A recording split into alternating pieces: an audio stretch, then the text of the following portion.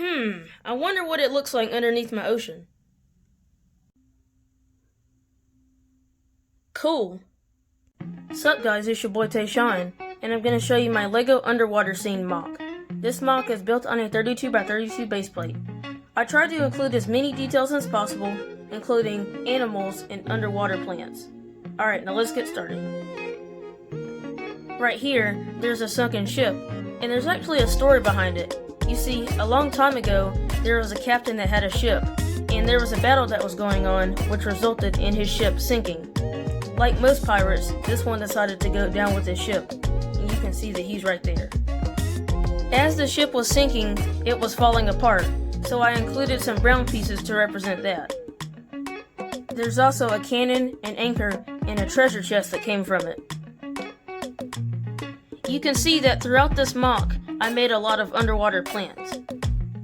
To make the underwater plants, I used a lot of small pieces like flower pieces and 1x1 round studs.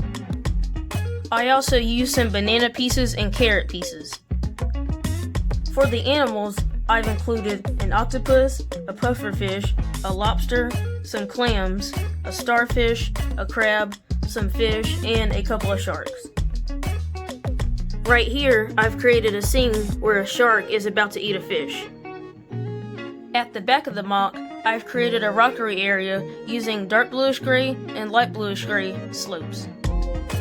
On top of the rocks, I used some blue pieces and translucent blue pieces to represent water. I put a couple of divers in this MOC so they could go looking for treasure, and they've actually found some, but what they don't realize is that there's more treasure in this cave. In this underwater cave, there are crystals, diamonds, ingots, and a chest filled with coins and gems. Hopefully someone will find this treasure someday, because whoever does is going to be filthy rich. So that's what it looks like underneath my ocean.